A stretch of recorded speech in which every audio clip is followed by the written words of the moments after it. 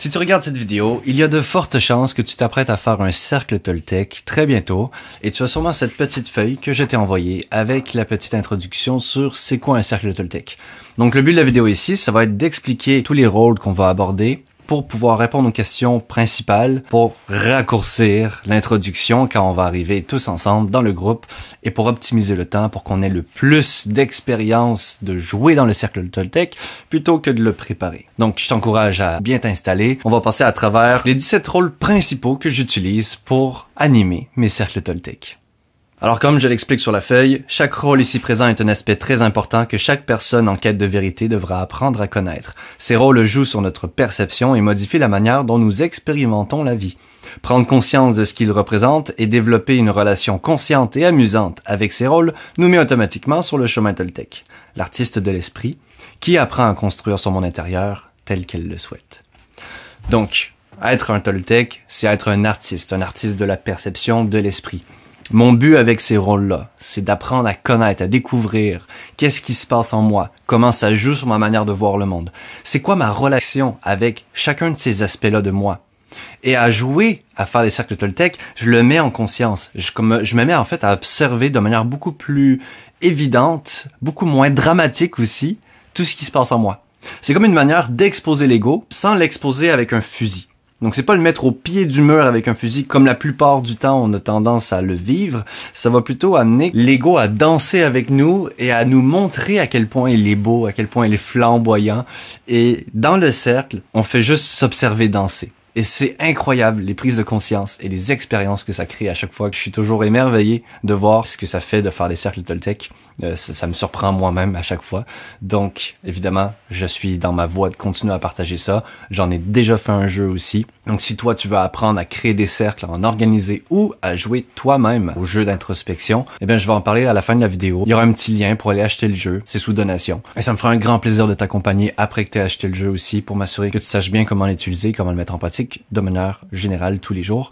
Mais c'est sûr que déjà, en faisant des cercles avec nous, soit en ligne ou soit physiquement ici au Québec ou n'importe où que je serai au moment où j'en ferai, ça va amener une très bonne base qui va grandement faciliter la mise en pratique avec soi-même. Donc on va commencer tout de suite. J'ai séparé en 4 sections les rôles.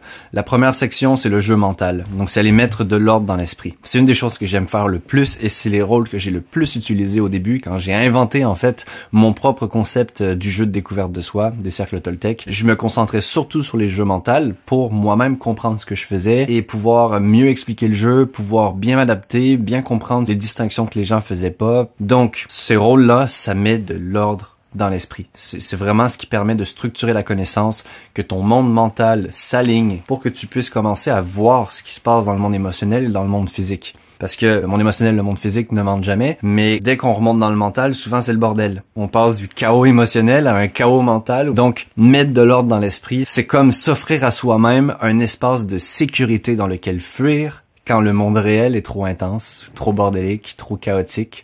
Et c'est très correct d'aller fuir là-dedans, temporairement. On en a besoin. Donc là, ici, c'est juste de s'offrir ça, cet espace de sécurité, ce point de repère qui ne change jamais, la vérité, les ancrages, les fondations sur lesquelles on peut se baser pour s'offrir une sécurité quand les choses sont difficiles, mais même de manière générale, s'offrir comme une étoile du Nord, en fait, dans notre développement personnel. Une bonne compréhension de soi aussi, une compréhension des autres, de la vie, avoir des points de repère, avoir un monde mental organisé. C'est ce que j'aime offrir le plus et c'est ce que j'aime m'offrir le plus aussi. Après, ça me donne un accès beaucoup plus facile à la réalité des choses et au monde émotionnel. Ensuite, jeu émotionnellement mental, c'est des rôles qui vont aller connecter les deux. Le jeu sensationnel, c'est un rôle qui va aller mettre une attention particulière sur les sensations et c'est quoi ta relation avec les sensations que ton corps t'amène. Et le jeu de présence, c'est un jeu qui va t'amener à développer une relation avec le moment présent, avec la réalité, avec du concret et aussi à pouvoir offrir ça aux autres. Donc on va commencer par le jeu mental. Le premier rôle, narrateur. Donc narrateur, c'est cette voix qui parle dans la tête, c'est nos pensées. Les 2 premiers rôles, c'est des rôles de pensée. Donc qui est-ce qui parle là-haut et de quoi parle-t-il? Quand je vais prendre ce rôle-là et jouer avec ça dans le jeu Toltec, dans le jeu découverte de soi, je m'engage à ce que dans le cercle, dans les 1h30, 2 heures qui suivent, la chose la plus importante au monde, au-delà de tout le reste, juste pour ces 2 heures-là, c'est mes pensées. C'est prendre des notes sur à quoi je pense. Qu'est-ce qui me trigger? Qu'est-ce qui me déclenche des pensées? Quelle sensation m'amène à penser à quoi? Est-ce qu'il y a un lien entre les pensées et les sensations? Est-ce qu'il y a un lien entre ce que les gens disent et ce que je pense? Est-ce qu'il y a un lien entre mon inconfort et la quantité de pensées? Quand on est habitué à jouer certains rôles, on peut commencer à les combiner. On peut combiner les émotions avec les pensées, les tensions avec les pensées. Fait que là, on commence à vraiment faire des liens, là, puis à vraiment comprendre la puissance du jeu de découverte de soi là, qui est présenté devant nous ici. Mais donc le jeu, là, c'est vraiment, je vais me concentrer sur mes pensées. Je vais m'engager dans le groupe, mais le plus important, ça va être de prendre des notes sur quel genre de pensée que j'ai, juste pour les mettre sur une page. De voir que pendant le cercle, j'ai pensé à tout ça. Le deuxième rôle, image mentale. C'est comme si on découvrait des nouvelles pensées qu'on savait pas qu'on avait eues. Les images, ça s'est fait beaucoup plus loin dans mon développement personnel où j'ai commencé à voir que j'avais des images dans ma tête. Et principalement grâce au livre Pouvoir infini de Tony Robbins, qui parlait de PNL et de manipulation des images mentales et les caractéristiques, sous-caractéristiques des images, comment jouer avec et comment est-ce que ces images-là allaient nous influencer dans notre vie. Fait qu'après avoir lu ce livre-là, j'ai vraiment commencé à intégrer ce rôle image mentale dans ma vie du quotidien et à essayer de prendre conscience de plus possible c'est quoi ma relation avec les images et qu'est-ce que ça vient dire, c'est quoi le miroir là-dedans, qu'est-ce que je peux apprendre sur moi-même en observant mes images mentales. Et ça m'a appris plein de choses. Plein de choses. Donc là, ici, quand tu vas jouer ce rôle-là, tu vas te concentrer sur toutes les pensées que tu as sous forme d'image. C'est possible que tu vois rien. C'est possible que tu sois pas conscient qu'il y a un film qui se passe dans ta tête. Et c'est OK. Si je te parle de ta copine, ton copain, ta mère, ton père, il y a des images qui sortent dans ta tête. Mais là, si je te parle d'amour inconditionnel, est-ce qu'il y a une image qui sort dans ta tête? Est-ce qu'il y a des contextes? Donc, prendre conscience que j'ai des images, ça m'a permis de comprendre ce que je comprenais. Ça m'a aussi permis de comprendre comment je reliais les choses. Si je te parle d'un bisou et que la première image que j'ai, c'est un genre de liquide gluant qui vient se coller entre deux bouches, ça m'amène une forme de dégoût. Donc là, je suis comme, est-ce que l'image que je relie avec un bisou, c'est une image que je veux? C'est ça aussi, là, les rôles ici. On va chercher à développer le pouvoir du choix en pouvant observer, comprendre ce qui se passe en nous. Je vais être capable de l'évaluer et de le mettre à jour si nécessaire. Je peux pas mettre à jour quelque chose que je ne vois pas. Donc là, je vais commencer à voir des images, et je vais pouvoir commencer à voir les liens qui se font dans mon cerveau, comment je me sens par rapport à ces liens-là. Et là, je vais pouvoir évaluer, est-ce que c'est ça que je veux? Est-ce que c'est ça que je veux, que de ressentir du dégoût à cause de caractéristiques gluantes que je vois dans les images mentales à chaque fois que je pense à un bisou? Peut-être pas. Donc à force de jouer avec ça, je vais commencer à me construire une perception du monde, à me construire des définitions en termes d'images, qui vont me permettre de moi me sentir beaucoup mieux dans ma vie. Donc là, ce rôle-là, image mentale, va amener plein de choses. Ça va t'amener à prendre conscience de ce que tu comprends, de comment tu relis les choses, comment tu définis les choses, comment tu te sens par rapport aux choses, mais ça va aussi t'amener à peut-être voir où est-ce que tu vas dans ta vie. On a plein de flashs, plein d'images qui viennent, qui influencent notre chemin. Il y a une citation qui disait « Je ne vais pas vers mon objectif, je vais vers l'image que j'ai de mon objectif ». Donc les images mentales, de voir ça, ça va m'aider à voir qu'est-ce qui m'influence, vers quoi j'avance dans ma vie. Puis tu vas voir ça dans le cercle Toltec, tu vas remarquer qu'il y a plein d'images qui viennent par rapport à plein de concepts que les autres personnes vont partager, que toi tu vas partager, qui vont émerger. Et si tu peux prendre conscience de ça, tu peux prendre conscience de ce qui se joue en toi. Qu'est-ce qui est vivant en toi? Où est-ce que ça te mène? C'est riche, c'est très riche ce rôle-là. Troisième rôle, connexion mentale. Ça, c'est le rôle que j'ai tout le temps utilisé dans les premiers cercles Toltec jusqu'à ce que je découvre ma formule magique et que je découvre le concept du jeu de découverte de soi qui était au 11e cercle. Mais donc, connexion mentale, c'est comment tu connectes les choses entre elles. C'est quoi qui fait que tu comprends quelque chose. On va beaucoup s'aider avec les questions qui sont dans chaque rôle. Quand tu es en train de jouer avec ce rôle-là dans le cercle Toltec, pose-toi toujours la question. Quel lien je fais qui me permettent de donner du sens à ma connaissance? Mais donc, les connexions mentales, c'est exactement ce que je suis en train de faire. Je suis en train de te dévoiler le rôle connexion mentale depuis le début. Donc, si toi, tu choisis ce rôle-là et que, on va dire, pendant le cercle Toltec, tu venais à écouter la vidéo que je suis en train de faire ici, tu aurais énormément de choses à écrire.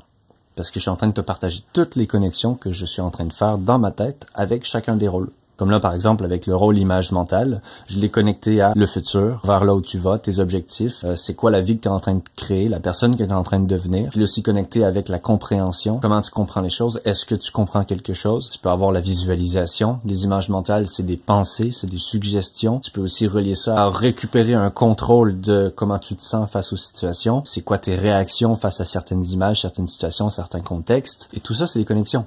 Fait que dans ma tête, quand j'ai joué à ce rôle-là, connexion mentale, et que pendant le cercle, j'étais en train d'observer que j'avais des images dans ma tête, ben là, j'étais en train de nourrir moi-même le rôle image mentale pour pouvoir mieux l'expliquer. En faisant des connexions mentales et en étant conscient de quelles connexions je fais, ça m'amène à mieux comprendre mon sujet, mais ça m'amène aussi à comprendre comment l'expliquer. Parce que la compréhension, c'est des connexions. Fait que si je comprends mes connexions et que je sais pourquoi j'ai connecté image mentale avec objectif, je sais c'est quoi la connexion, mais je sais aussi c'est quoi la relation entre ces deux points-là, alors je peux te l'expliquer. Et si je peux te l'expliquer clairement d'une manière à ce que toi aussi tu fasses cette connexion et que tu comprennes la relation, alors toi aussi tu vas comprendre ce point-là de ce concept-là. Et puis là, si je t'explique 30 points différents avec les relations entre ces 30 points-là, de manière à ce que toi tu les comprennes, alors tu vas arriver à avoir une compréhension aussi grande et profonde très rapidement. Très, très, très rapidement. Il va juste rester après de vivre par expérience pour aller rajouter des points de connexion personnels que là, ça, je peux pas enseigner. Je peux pas t'enseigner à vivre des expériences. Mais donc, connexion mentale, c'est principalement ça. Comment tu connectes les choses entre elles. C'est quoi qui fait que tu comprends quelque chose. Quand tu joues ce rôle-là, essaie de voir c'est quoi la fondation là-dedans. Ça, tu peux faire ce travail-là après avec toi-même ou pendant le cercle aussi. Tout ce qui est vrai, tout ce qui existe se relie puisqu'on se ramène à une source. Quatrième rôle, distinction. C'est très similaire à connexion, mais là, on va vraiment chercher à aller séparer les choses. Par exemple, j'ai peut-être fait une connexion mentale entre authenticité et intégrité. On voit qu'il y a un lien. Là, c'est flou. C'est quoi la différence entre authenticité et intégrité? Fait que là, on essaie de créer les distinctions. Quand ça, je le définis comme ça, c'est pas ça. Et quand ça, je le définis comme ça, c'est pas ça. J'ai une distinction qui me permet de comprendre, de séparer. Donc moi, les distinctions que j'ai fait, par exemple, par rapport à ça, c'est l'intégrité. C'est quand je me comporte de manière cohérente en fonction des valeurs que j'ai dit que j'avais. J'aligne mon comportement, mes pensées, mes actions, je suis intègre. C'est un jeu mental. Je me mets un cadre et je vis dans ce cadre-là. L'authenticité, pour moi, si je suis authentique tout le temps, je ne peux pas être intègre. Parce que si je suis authentique, je m'écoute. Je peux être authentique dans le moment présent en ayant le courage d'aller voir ce qui est vraiment vrai pour moi, être transparent sur ce qui se passe en moi. Et je peux commencer à m'exprimer sans réfléchir, sans filtrer, sans essayer de contrôler comment la personne va percevoir, comprendre ce que je suis en train de dire. Si ma valeur, c'est par exemple le respect, et un respect comme quasiment administratif, là, et que je veux être intègre, ben je peux pas être authentique tout le temps. Il y a des fois où, dans certains contextes, je vais devoir me limiter, ne pas dire certaines choses, ou modifier la manière dont je dis les choses pour que ça fitte au contexte. Si j'ai de l'intégrité, je vais m'imposer une genre de rigidité. C'est une discipline, l'intégrité, pour moi, comment moi je le définis. Donc quand j'ai bien défini intégrité, authenticité, j'ai fait une distinction entre les deux. Cette distinction-là me permet d'être beaucoup plus clair dans ma vie, comment j'avance en relation avec l'intégrité et l'authenticité, parce que je sais qu'un n'est pas l'autre, et je sais pourquoi un n'est pas l'autre. Donc ce rôle-là, tu vas voir que quand les gens s'expriment dans les cercles Toltec, ils font plein de distinctions, plein. Il y a plein de gens qui ont compris plein de choses dans leur vie, c'est riche. Si toi, tu arrives à voir ça et à aller, ok, toi, tu viens de faire une distinction entre ça, et ça va t'aider à comprendre que ça, c'était pas ça, et que ça, c'était pas ça. Tu notes, distinction entre peur et menace. Wow! Mais j'ai fait une liste géante de toutes les distinctions importantes que j'ai fait dans ma vie pour moi-même m'aider à comprendre comment je comprends les choses, et je reviens dessus des fois. Et ça m'aide à m'ancrer dans la vérité, ça m'aide à m'ancrer dans une structure mentale cohérente qui fait du sens, dans laquelle je me sens libre de voyager, parce que j'ai des distinctions claires. C'est quoi ces deux éléments qui me permettent de bien différencier et clarifier? Jusque-là, tu me suis? Cinquième rôle, croyance. C'est un terme qui est beaucoup plus commun. Donc là, tu vas te demander qu'est-ce que je définis comme normal? Qu'est-ce qui est censé arriver? Et est-ce que j'y crois? Qu'est-ce qui est censé arriver? Quand je suis en train de jouer au cercle Toltec, quelqu'un va me partager que, ouais, la viande, c'est tellement meilleur que les légumes parce que blablabla. Oh, une croyance. Est-ce que c'est un fait concret? Peut-être c'est un fait contextuel, mais lui, il s'est mis dans une position par rapport à ça. Il a dit, ça c'est mieux que ça. Une positionnalité, ça fait partie des traits et de la définition de comment un ego fonctionne. Donc là, ok, une croyance. C'est un rôle qui est aussi très très riche à expérimenter. Les symboles. Qu'est-ce que les gens essaient de transmettre avec les mots qu'ils utilisent? Ce rôle-là, j'aurais littéralement pas besoin de t'en expliquer plus. Qu'est-ce que les gens essaient de transmettre avec les mots qu'ils utilisent? Pas quels mots ils utilisent et comment est-ce que toi tu vas pouvoir leur montrer que le mot est bien ou mal utilisé ou que c'est un mot avec lequel tu es d'accord ou pas d'accord. L'idée ici, c'est pas toi. C'est d'oublier toi, d'oublier que tu existes et d'aller te mettre vraiment dans « j'ai envie de comprendre l'autre ». Pour comprendre l'autre, je vais devoir comprendre que la personne, elle parle pas pour utiliser des mots. Elle parle avec des mots pour partager quelque chose. Qu'est-ce qu'elle essaie de partager?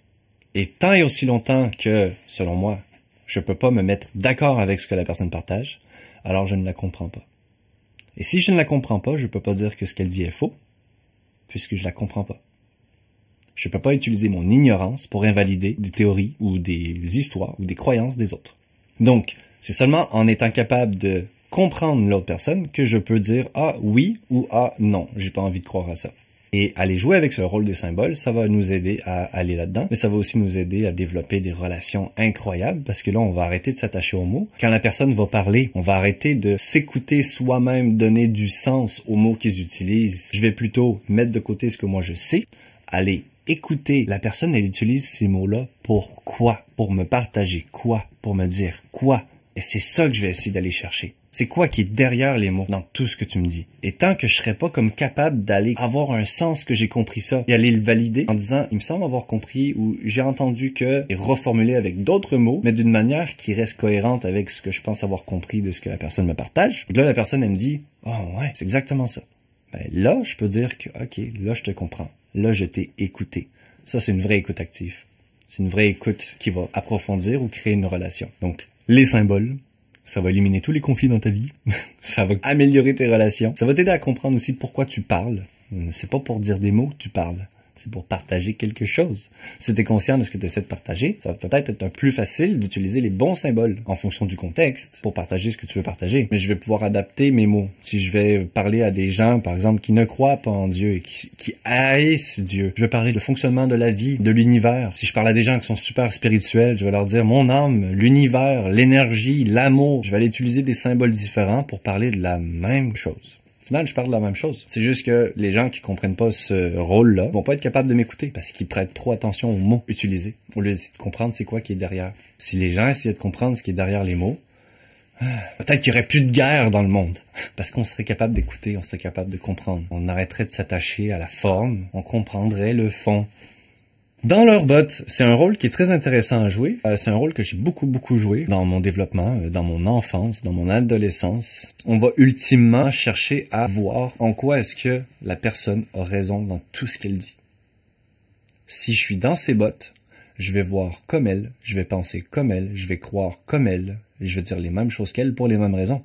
Si je suis réellement elle. C'est pas comment moi je peux être. Si moi j'étais toi, je penserais comme ça. Non. Parce que si toi t'étais l'autre, tu penserais comme l'autre. Si moi j'étais Hitler, j'aurais fait exactement ce qu'Hitler a fait. Je serais convaincu que ce que je fais est pour la bonne cause. Et quelqu'un qui va dire le contraire, c'est quelqu'un qui est pas capable d'aller dans les bottes de l'autre. Donc ce rôle-là, ça va être très utile parce que d'un, ça t'amène à pouvoir avoir de la compassion, à réellement comprendre les gens. Mais en plus, ça va te développer un outil tellement puissant dans ta vie qui est d'être capable de diversifier les perceptions. Si en ce moment je suis en train de vivre un problème dans ma vie et que je le vois réellement comme un problème qui semble sans issue, c'est parce que je suis piégé dans une perception. Einstein il disait, on peut pas résoudre un problème depuis la connaissance ou la perception qui l'a créé. Il faut forcément que je change de point de vue ou que je m'élève en niveau de compréhension ou de conscience pour pouvoir réaliser qu'il y avait un problème et qu'il y avait des solutions. Donc de jouer ce rôle-là, ça va m'aider à ne plus souffrir, à développer une forme de choix dans ma vie. À savoir que, je perçois ce qui se passe de cette manière-là, et ça, c'est une perception parmi des milliards. À force d'être allé dans les bottes des autres et de voir toutes les manières qui sont possibles de percevoir la vie et chacun des événements, je développe le pouvoir du choix, pouvoir choisir comment je perçois les choses. Et donc, ça me donne la possibilité de choisir de ne pas souffrir. Parce que quand je souffre, c'est parce que je suis piégé dans une perception et que je suis pas capable d'en sortir.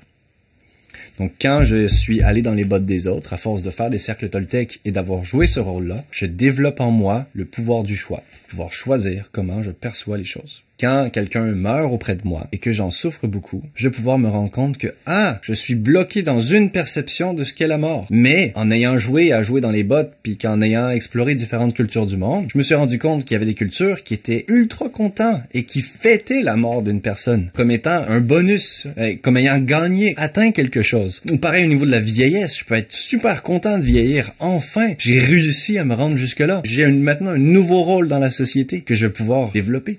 Donc, avoir joué à ce rôle-là dans leur botte, ça peut m'aider à trouver la paix avec la mort, trouver la paix avec la vieillesse. Parce que si je souffre de ma vieillesse, ou c'est parce que je suis pris dans des perceptions très limitées qui n'ont pas exploré comment la mort peut être quelque chose de tout à fait normal, de tout à fait valide, jouer avec les perceptions. Tellement puissant comme rôle. Doute, ça c'est le 5e accord Toltec. Apprendre à écouter, mais soyez sceptique. Quand on joue ce rôle-là, on devient un détective des mensonges. C'est vrai que je sais ça, c'est vrai que j'ai cette connaissance-là. Est-ce que ma connaissance est vraie?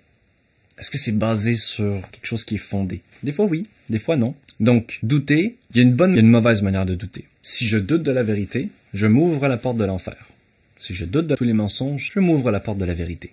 Une manière peut-être plus représentative de la vérité que de parler de ce rôle-là, ce serait d'apprendre à faire la distinction entre perception, illusion, image, imagination, création mentale et réalité.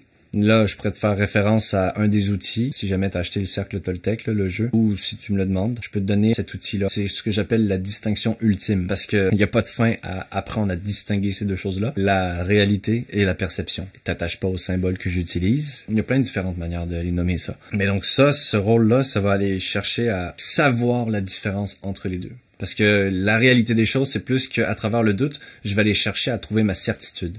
Je vais savoir que ça c'est vrai, et que ça c'est une histoire. Mais parfois, pour arriver à savoir que ça c'est vrai et que ça c'est une histoire, il faut que je doute de tout, parce que quand je doute de tout, tous les mensonges disparaissent.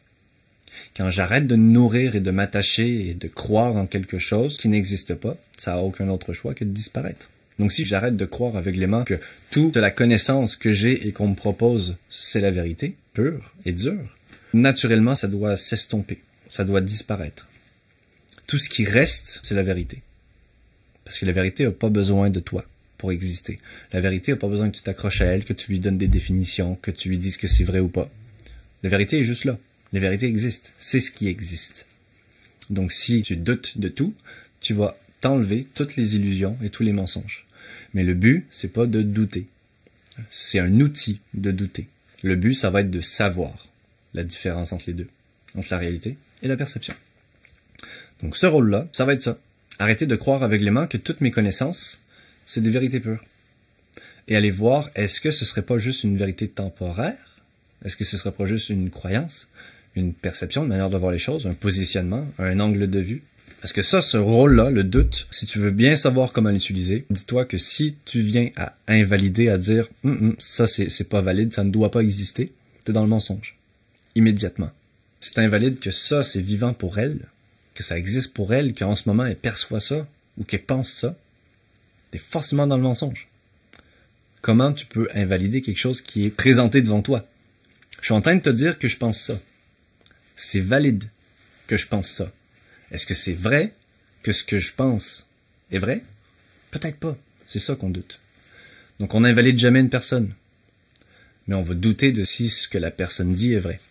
On va douter de la manière dont la personne va aller structurer les symboles dans sa tête, structurer sa connaissance, les liens qu'elle va faire. Est-ce que c'est vraiment vrai que ça c'est connecté à ça et de cette manière-là? C'est là que la distinction est importante. Je peux savoir que ce que la personne dit est une histoire et valider ça.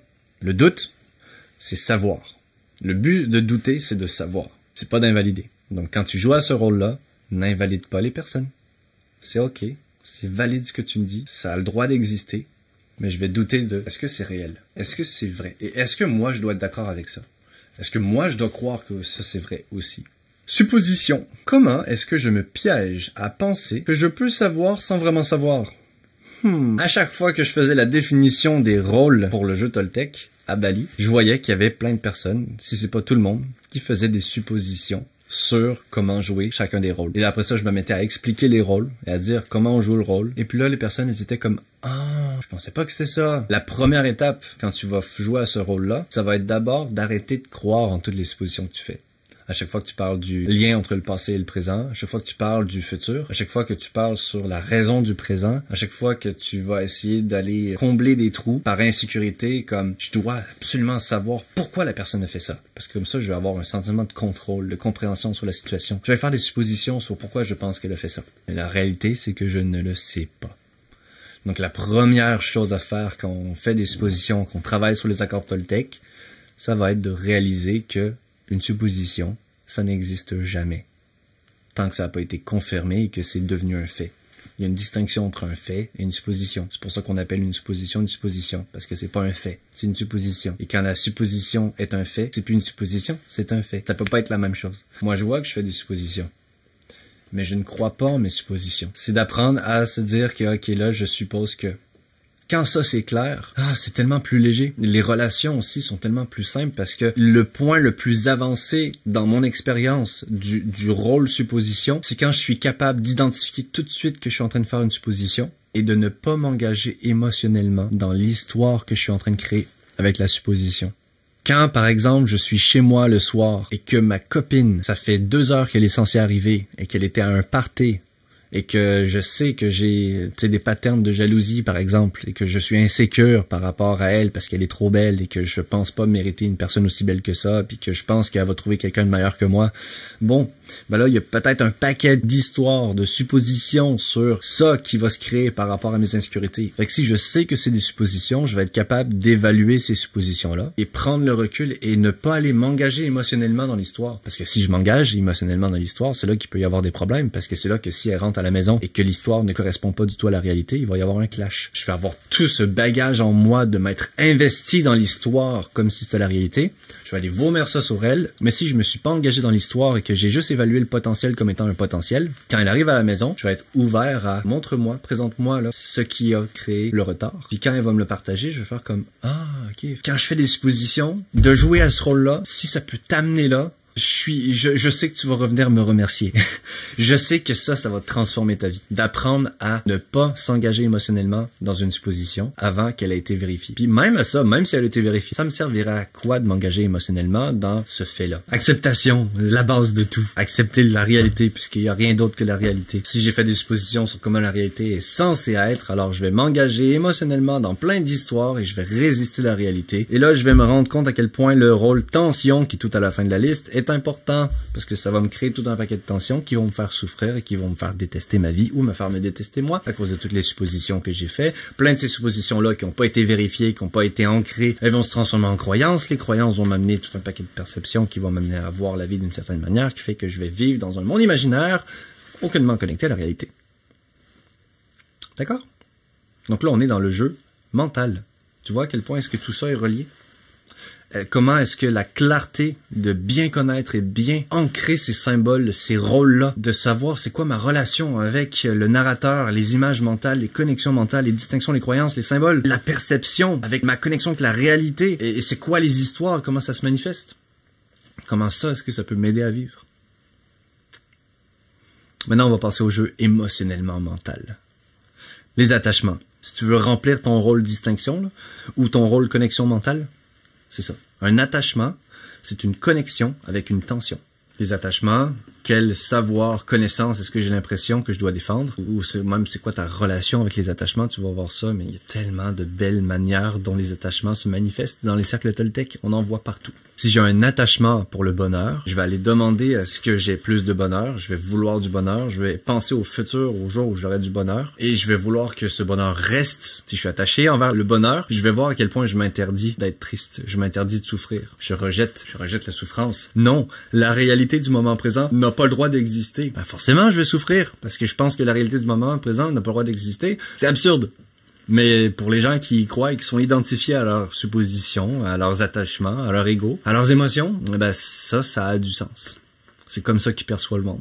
Des fois, je choisis de m'attacher à des choses, mais je reste au niveau 2 d'attachement. Tu peux aller lire le livre de Don Miguel Ruiz, les 5 niveaux d'attachement. Ça m'a beaucoup aidé à comprendre ce concept-là. Donc, quel savoir, connaissance j'ai l'impression que je dois défendre? Si tu me parles de Dieu, j'ai dit non, pas Dieu! Je suis en train de défendre une croyance. Je suis en train de défendre un positionnement. Si je te parle de vegan, de viande, non, pas de viande! Un attachement. T'es en train de rejeter quelque chose. T'as un attachement. Le but, c'est de le voir. C'est pas de me juger, de me dire, non, j'ai un attachement, je devrais me frapper. Non, c'est juste, un attachement. Je vais le voir dans le cercle Toltec, parce que les gens parlent de plein de choses, ils parlent de leur expérience. Il y a plein de choses qui vont émerger en moi. Les attachements vont faire surface d'eux-mêmes. J'ai même pas besoin d'aller les chercher. Tout ce que j'ai besoin de faire, c'est de les prendre en note. Identité ego. Qui est ce je dont je parle tout le temps? Je le définis en fonction de quoi? Ici, c'est d'aller voir comment je me définis. D'aller voir aussi avec quoi je résonne. Tu sais, quand j'apprécie vraiment quelqu'un, souvent c'est parce que je vais voir en la personne des choses que je vois en moi ou des choses que j'aime de moi. Fait que je peux me servir de ce miroir-là. Quand j'aime pas les gens, c'est souvent parce que je m'identifie pas à ça. Je pense pas que je suis quelqu'un comme ça. Quand j'aime, je pense que je suis quelqu'un qui est aligné avec ça. Donc d'aller explorer ce rôle-là, identité ego, ça va m'aider à moi comprendre comment je me définis. Et encore une fois, développer le pouvoir du choix. Si je comprends comment je me définis, et que je sais que ce ne sont que des définitions et que donc j'ai un choix sur ces définitions-là, je vais pouvoir me redéfinir, si c'est pas adapté. Si je vois que toute mon identité de toute ma vie, elle est basée sur « je suis un médecin ». Il faut que je sois un médecin parce que sinon, ça veut dire que j'aurais passé 25 ans de ma vie pour rien. J'aurais gaspillé 25 ans de ma vie. Et là, c'est tellement dur d'accepter ça que je ne peux pas explorer quoi que ce soit d'autre. J'ai un attachement énorme dans mon identité parce que si je suis pas ça, je suis quoi? Je suis personne. Le but, c'est de s'en rendre compte le plus vite possible, de souffrir un bon coup, aller comme détruire mes attachements, et pleurer un bon coup sur la destruction de mon identité, pour après me rendre compte que une identité, c'est une invention. Et j'ai un choix. Je peux choisir comment je me définis. C'est possible de s'en détacher, c'est possible d'élargir ça.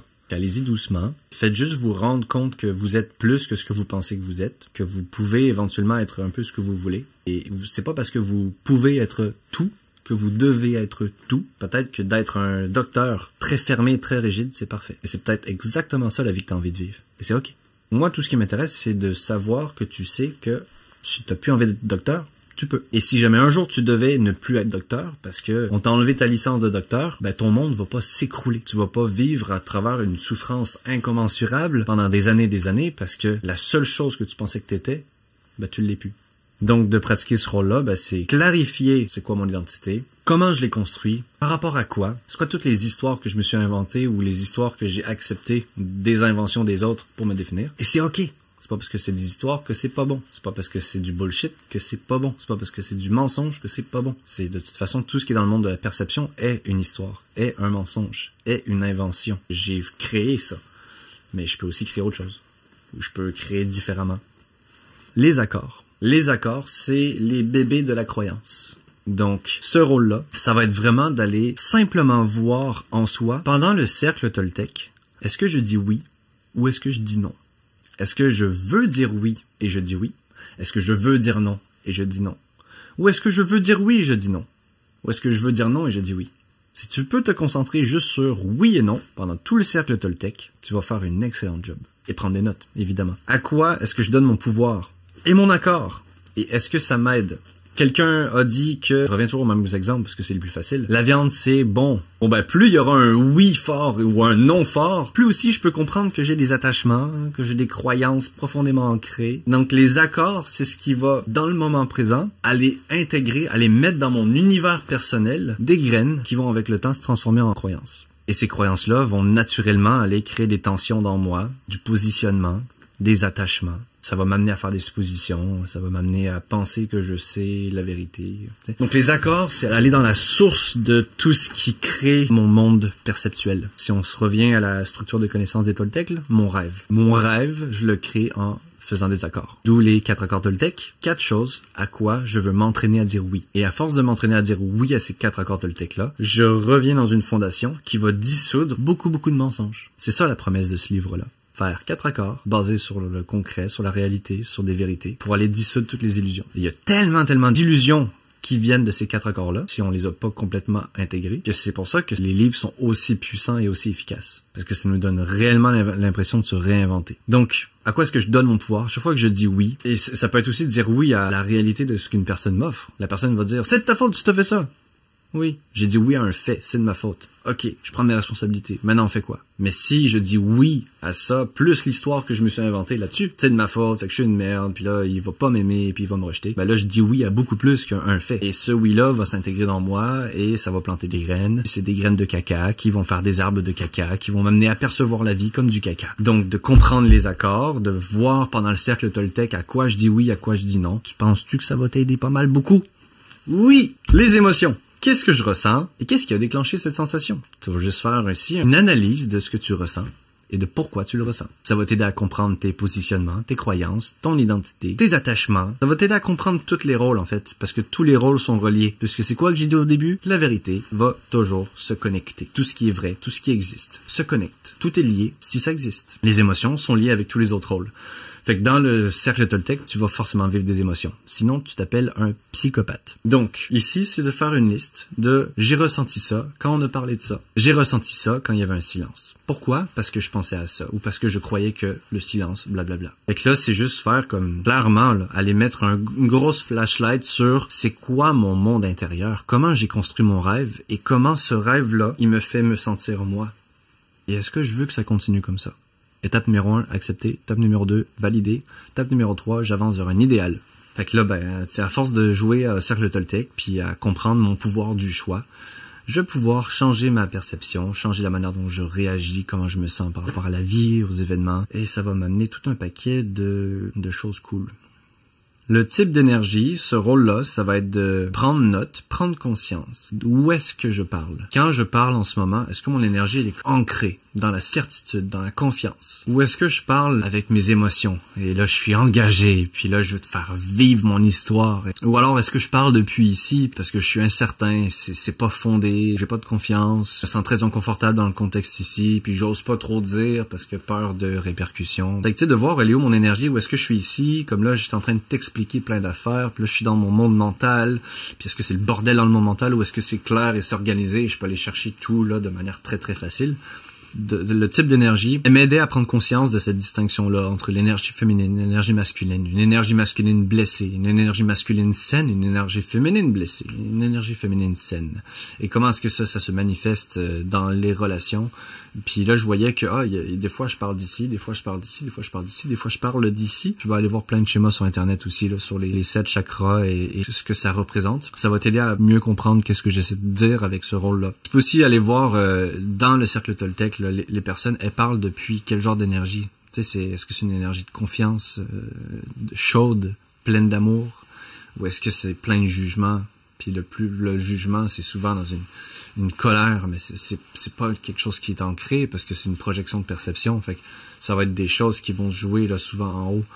Donc moi je trouvais ça très pertinent parce que ça me permettait de vraiment réaliser depuis quel espace est-ce que je me partage et depuis quel espace les autres partagent et comment je peux entrer dans une genre de relation de meilleure qualité par rapport à ça. Tu peux même rajouter une chose, si tu as déjà vu le film La prophétie des Andes, est-ce que je suis en train de donner l'énergie à quelqu'un quand je lui partage quelque chose? Ou est-ce que je suis en train d'essayer de la contrôler et de prendre son énergie? Ou de lui imposer mon énergie? Versus quand quelqu'un me parle, est-ce que je me sens contracté, vidé? Ou est-ce que je me sens nourri, supporté? Et attention, la personne peut me nourrir et me supporter, mais je peux avoir une perception tellement déconnectée de la réalité que je vais percevoir ça comme une attaque ou comme un vampirisme. Et là, je vais me mettre à moi-même me sentir vidé par le fait que quelqu'un essaie de me nourrir, mais c'est parce que je bloque ça et je mets tellement d'énergie à bloquer ça et à vouloir me protéger de choses qui n'existent pas que je me vide. Fait qu'il faut faire attention. Est-ce que je ressens réellement l'énergie des autres, de ce qui se passe? Ou est-ce que je suis juste en train de ressentir ma réaction, mes blessures, mes perceptions que je mets sur ce qui est en train de se passer?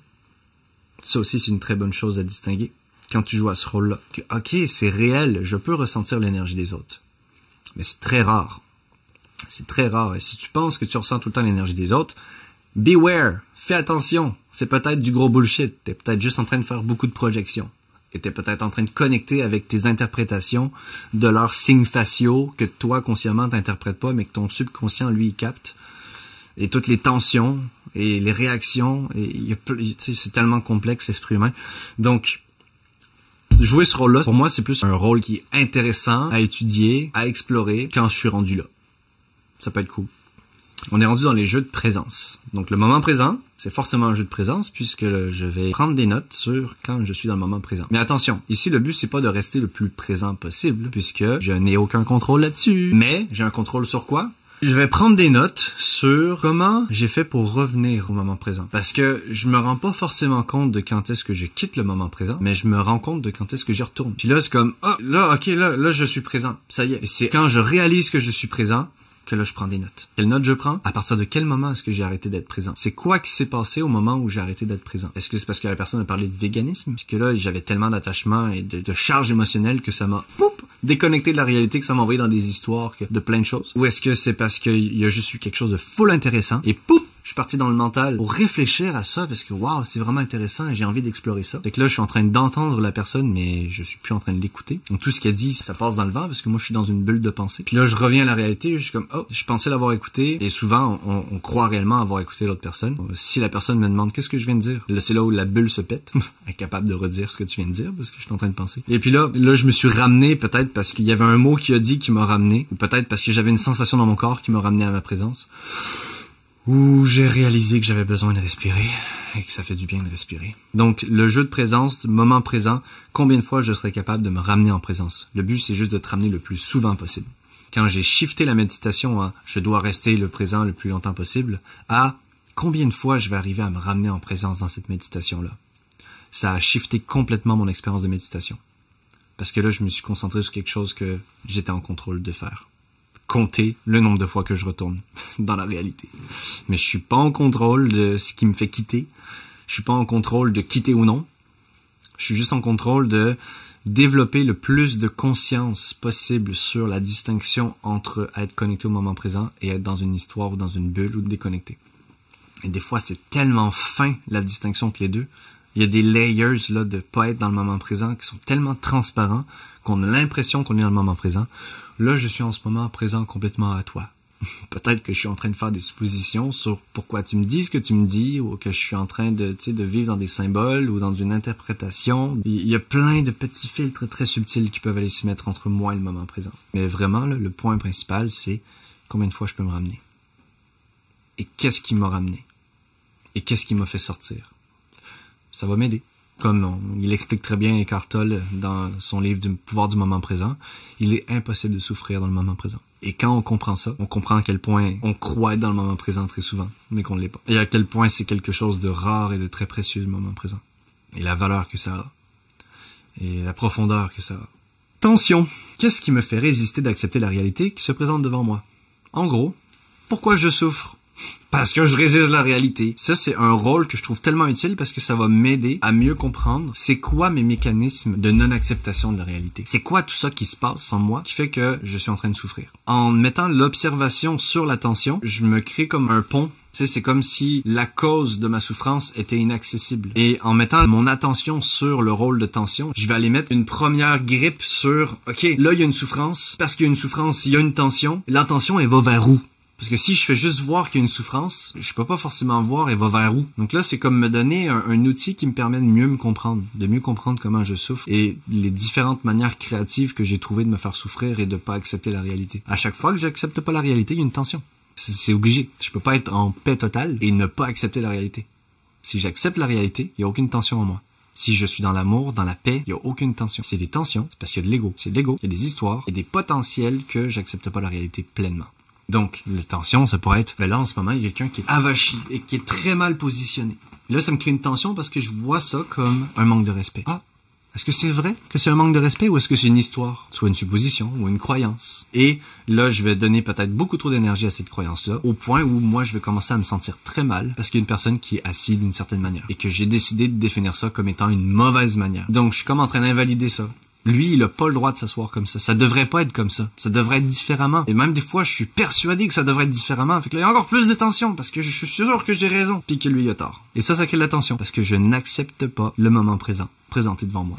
Le rôle tension, et c'est un rôle, mais tous les rôles, c'est des rôles qui vont transformer ta vie, mais ce rôle-là, mon Dieu, qui est cool à observer. Et puis, ce qui est très drôle aussi, c'est que quand il y a 2-3 personnes qui choisissent le rôle tension, le cercle Toltec devient très tendu. C'était déjà arrivé, là, il y avait 3 personnes qui avaient choisi ça, quand on était à Bali. Et tout le monde se sentait analysé. On avait l'impression d'être dans un interrogatoire FBI. Tout ce que je disais, fallait que je l'observe, fallait que je le check. Parce que je savais qu'il y avait 3 personnes dans le groupe qui observaient les moindres tensions sur ce que je disais, comment je me sentais par rapport à ce que je disais, comment les autres recevaient ce que je disais. Et que là, je me sentais comme exposé, complètement nu, très vulnérable. Et si j'étais inconfortable par rapport à ce que je disais, il y en avait un des 3 qui le voyait. Ça crée encore plus de tension, là. Je me protège. J'accepte pas que les gens me voient tout nu. Mais c'était drôle. Mais ça peut être très intrusif comme rôle. Donc aussi, on peut peut-être être discret, des fois, dans le contexte, là. Faut observer qui est dans le cercle en ce moment et à quel point est-ce que je peux m'engager avec mon rôle dans le cercle. Parce que tu peux jouer avec les autres dans le cercle, avec ton rôle. Tu sais, tu peux dire, est-ce que ça c'est une tension? Est-ce qu'en ce moment t'es tendu parce que par rapport à ce qui vient d'être dit ici, je suis curieux.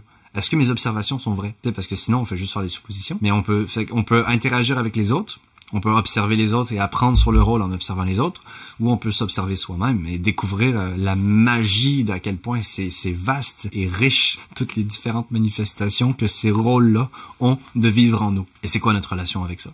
Agitation, c'est similaire à tension, mais c'est pour ça que j'ai mis cette métaphore-là. Si mon esprit était dans un lac, ici, maintenant, il ressemblerait à quoi?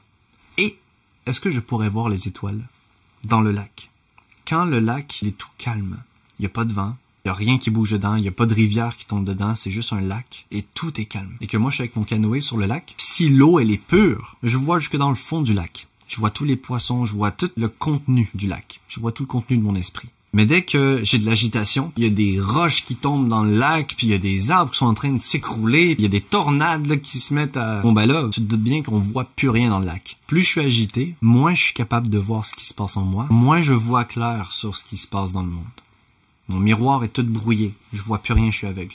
Quand je suis en colère, quand je suis frustré, quand je suis full triste. C'est des choses qui font que je vois plus rien, je suis aveugle. Ça me crée un brouillard, là. Et plus je vois les agitations en moi, plus je peux ancrer c'est quoi cet état où il n'y a pas d'agitation.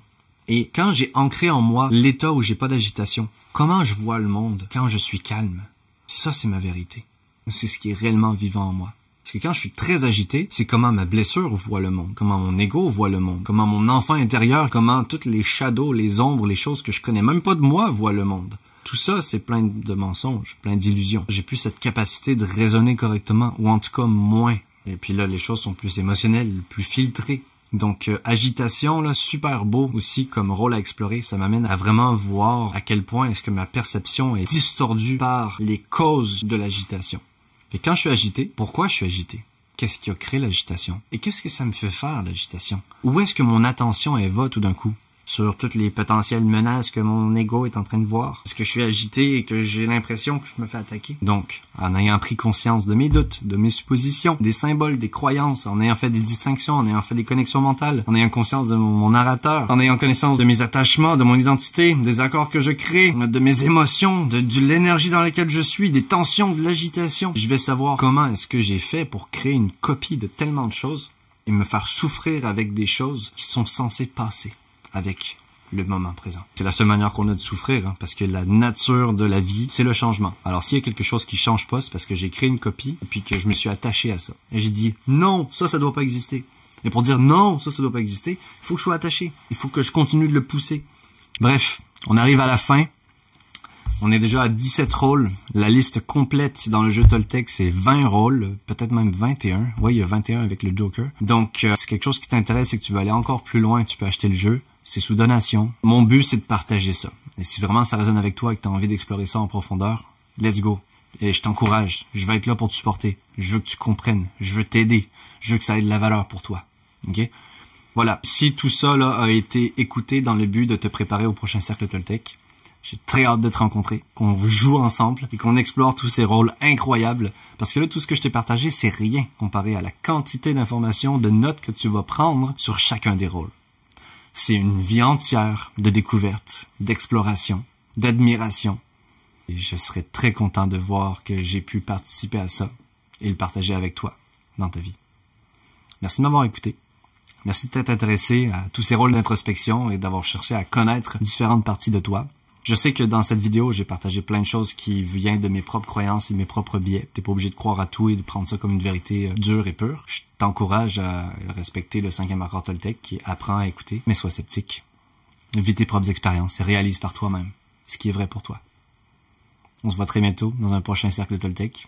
Le lien pour le jeu est sûrement dans une description quelque part. Et envoie-moi un message, pose-moi les questions. Ça va me faire un grand plaisir de t'accompagner, de t'aider dans ce parcours. Merci.